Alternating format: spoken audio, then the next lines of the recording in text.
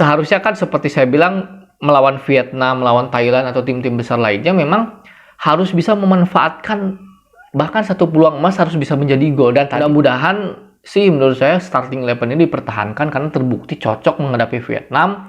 Rahmat Irianto lebih cocok bermain ketika menghadapi Vietnam.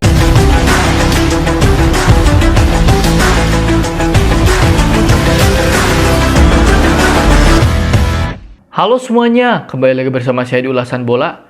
Di channel ini saya akan mengulas apapun tentang sepak bola. Kali ini saya akan mengulas tentang hasil semifinal Piala AFF 2022 Timnas Indonesia menghadapi Vietnam. Tapi sebelum teman-teman yang menyaksikan video ini, alangkah baiknya untuk like, comment, and subscribe channel ini ya. Ya teman-teman, baru saja berakhir, saya langsung bikin video. Barusan nonton Timnas Indonesia menghadapi Timnas Vietnam di Stadion Gelora Bung Karno. Ya, di luar dugaan sih sebetulnya starting 11 dan formasi yang diturunkan Sintayong tidak sesuai prediksi banyak orang mungkin ya. Jadi Sintayong memasang 3 back, kemudian dengan formasi 3-5-2. Di belakang ada Nadeo sebagai kiper, di back tengah ada Rizky Ridho, kemudian juga Jordi Amat dan Fahrudin, trio back tengah. Kemudian di kanan, wing kanan ada Asnawi, di kiri ada Pratama Arhan, di tengah ada Mark Klok dan Rahmat Irianto. Dan di kanan, di sayap kanan ada Yaakob Sayuri, kemudian di kiri Marcelino, dan di depan ada Dendi Sulistiawan. Nah ini mungkin agak sedikit mengecoh Vietnam ya. Mungkin sebelumnya kan Egy, Sadil, dan Witan lebih sering ditampilkan ya. Sayuri kadang-kadang ditampilkan, kadang-kadang menjadi super sub gitu ya. Dan Sayuri juga ditampilkan sebagai sayap kanan, biasanya kan bek kanan menggantikan Asnawi. Nah di pertandingan kali ini ternyata Timnas Indonesia bermain sangat bagus ya teman-teman. Bahkan menurut saya ini melawan Vietnam ini adalah penampilan terbaik Timnas Indonesia sepanjang berlaga di Piala AFF 2022 menurut saya. Karena bukan dari segi hasil, memang kita tidak bisa menang, kita hanya bisa bermain imbang 0-0. Tapi dari segi permainan, ini adalah permainan terbaik. Karena apa? Selain bagaimana Timnas Indonesia defensifnya sangat bagus, sangat rapi, sangat disiplin, Asnawi dia di belakang juga sangat bagus membantu pertahanan. Kemudian ketika menyerang dia aktif ikut menyerang. Kemudian Pratama Arhan juga sama disiplin, aktif ikut menyerang dan bertahan. Trio back tengahnya Fahrudin, Jordi Amat, Rizky Ridho sangat solid gitu kan. Di tengah Rahmat Irianto benar-benar menjadi pemain penghubung, pemain yang menghubungkan lini tengah ke lini depan. Dia juga melakukan intercept, dia juga bisa memotong bola. Jadi orang pertama yang memotong serangan Vietnam gitu loh. Jadi Rahmat Irianto ini perannya sangat penting ketika menghadapi Vietnam. Mark Klok seperti biasa menjadi dirijen di lini tengah gitu kan. Dan Marcelino yang posisinya digeser ke sayap kiri tampil bagus juga. Jadi ini merupakan formasi yang bagus yang mungkin tidak bisa diprediksi oleh pelatih Vietnam. Nah di babak pertama Timnas lebih dominan. Memang ball position Vietnam lebih unggul. Mereka lebih menguasai bola lah itu istilahnya. Tapi di babak pertama kita meng-create lebih banyak peluang. Nah ternyata Timnas Vietnam itu ada sedikit celah ya. Tercatat ada 3-4 kali lah Timnas Indonesia berhasil melakukan truk pas yang berhasil menusuk pertahanan Vietnam. Di antaranya adalah peluang Yaakob Sayuri yang gagal melakukan cutback gitu kan. Kemudian umpan jauh Jordi Amat yang gagal dimaksimalkan oleh Marcelino Ferdinand yang tinggal berhadapan dengan kiper. Kemudian ada beberapa truk pas yang berbahaya. Jadi sebetulnya Vietnam bukan tanpa celah. Timnas Indonesia di babak pertama meng-create beberapa peluang. Tercatat ada 6 situasi yang bisa membahayakan pertahanan Vietnam. Sementara Vietnam yang saya lihat sama sekali sepanjang pertandingan tidak ada satu momen pun, tidak ada peluang yang berbahaya. Ya mungkin ada 1-2 momen yang melakukan scrimmage dan lain-lain, tapi tidak ada peluang Vietnam yang berbahaya.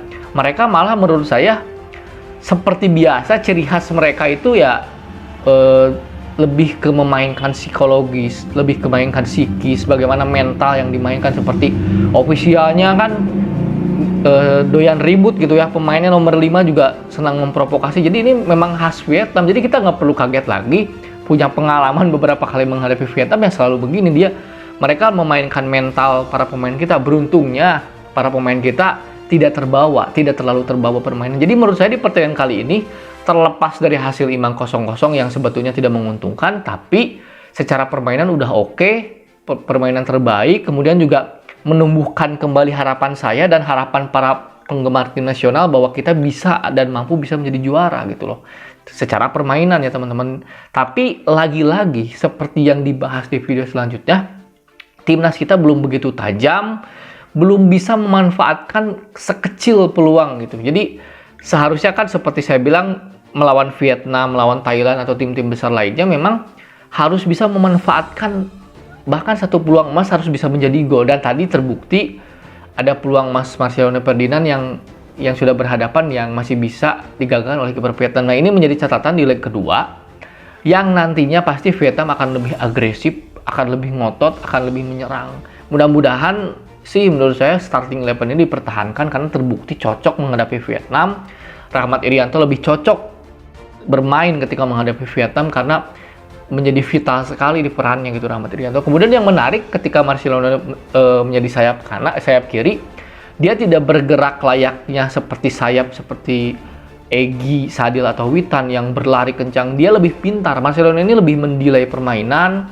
Dia juga lebih masuk ke dalam, tidak keluar seperti sayap pada umumnya, tapi dia lebih masuk ke dalam dan membiarkan Pratama Arhan yang bergerak di sayap. Kemudian seperti biasa dia bisa membackup ketika posisi Arhan ditinggalkan, atau Rahmat Irianto yang bisa membackup posisi Arhan ketika menyerang. Jadi ini merupakan permainan yang bagus.